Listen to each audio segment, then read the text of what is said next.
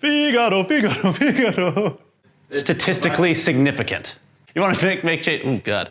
3, 2, I'm taking her away. Welcome back. Hi. Hi.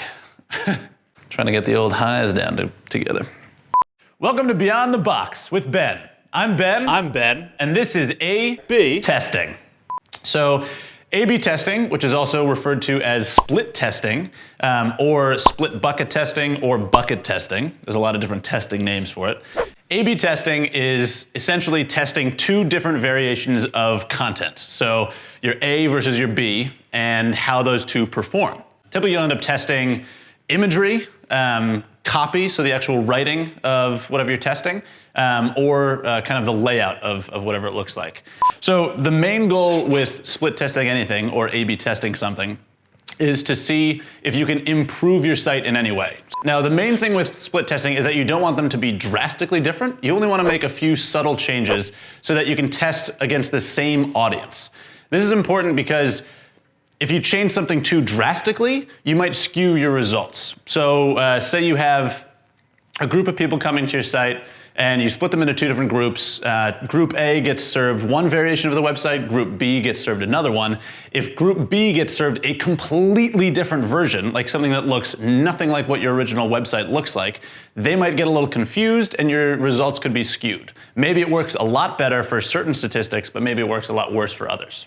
So a few different things you could try testing on your website would be average site time spent by a visitor, average bounce rate, so how often people come to your site and immediately leave, conversion rate if you want to go through the checkout process, add to cart rate, or follow-up rate. That's not actually a thing, don't include follow-up rate, that doesn't exist. On a website, the two things you would be testing would be the user interface, so the way your website looks, and the user experience. So in the example of moving the checkout button from the bottom to the top, that's user experience. That's something that affects how they actually use your website, versus the user interface, which is actually how your website looks, what's visually pleasing for them, for your website visitors, and what increases the kind of probability that they'll stay in your site for longer. In that example, you could change the header image of your website, or maybe the your website's tagline. It's good to make small changes, because if you change big things, you might not actually be sure if you're trying to attract a different type of customer. The other place that A/B testing is really helpful is in email sendouts. The metrics with emails are pretty clear to measure, and what's great with emails as well is that when you're sending them out, you can set a specific time period, so say an hour from the first sendout, to A/B test two different variations of the email. After that hour, say you test about 20% of the people that you're going to be sending out to, your system can choose which was the more successful email based on a certain rate. Typically, the ones you'll be checking will be the open rate, so how many people actually clicked to open the email once it was delivered, and the click-through rate, so how many people, once they opened that email, actually went ahead and clicked through to your website. In e-commerce, this is really important because a lot of your communication is going to be through email once you have your customers' email addresses.